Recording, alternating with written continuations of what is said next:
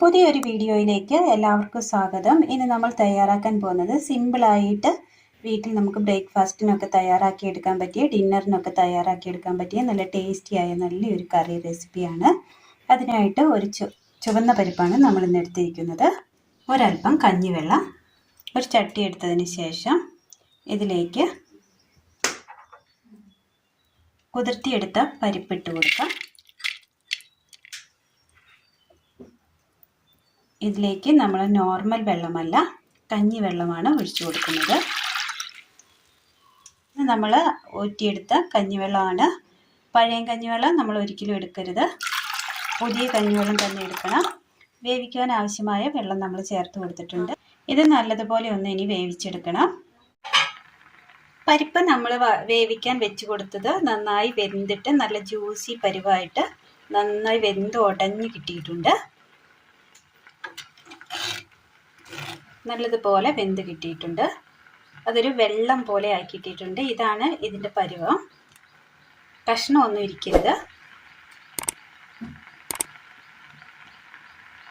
ഇനി ഇതിലേക്ക് ഒരൽപ്പം മഞ്ഞൾപ്പൊടി ഇട്ട് കൊടുക്കാം. ഉപ്പ് ആവശ്യത്തിന്.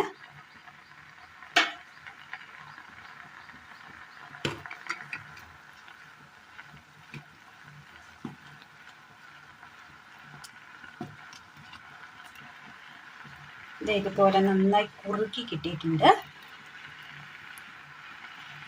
ഇതിനി ഒന്ന് സൈഡിലേക്ക് മാറ്റി വെക്കാം. നന്നായി ചൂടായി വരുമ്പോൾ എണ്ണ ഒഴിച്ചു കൊടുക്കാം.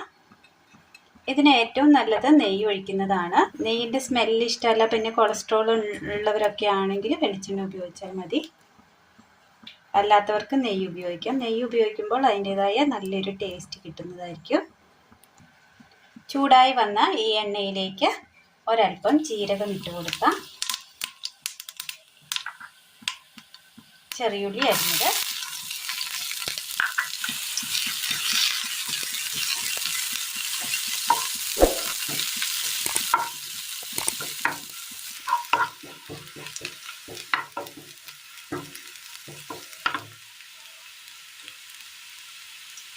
കറിവേപ്പില,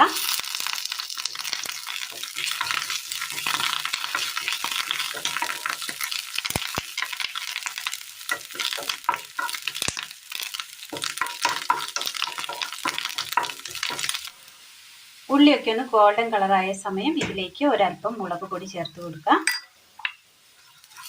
എരിവിന് ആവശ്യമായി കുറച്ചാണ് നമ്മൾ തയ്യാറാക്കുന്നത്. അതിനുള്ള എരിവാണ് നമ്മൾ ചേർത്ത് കൊടുത്തിരിക്കുന്നത്.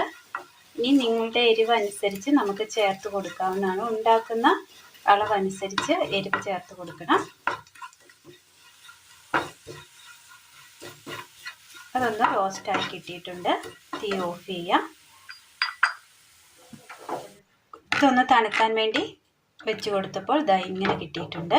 ഇതുപോലെ നല്ല ക്രീമി പരുവമായി കിട്ടിയിട്ടുണ്ട്. ഇനി ഇതിലേക്ക് നമ്മൾ ഒരൽപ്പം തേങ്ങാപ്പാൽ ഒഴിച്ച് കൊടുക്കുകയാണ്. ഫസ്റ്റ് സെക്കൻഡ് എന്നൊന്നുമില്ല, നമ്മളൊരൽപ്പം ഉണ്ടാക്കി അതങ്ങ് ഒഴിച്ച് കൊടുക്കുകയാണ്. നന്നായിട്ട് ഇളക്കി കൊടുക്കാം. ഇതിലേക്ക് നമ്മൾ ആ ഫ്രൈ ചെയ്ത് വെച്ചിരിക്കുന്ന ഉള്ളിയുടെ ആ കൂട്ട് ഇട്ട് കൊടുക്കുകയാണ്.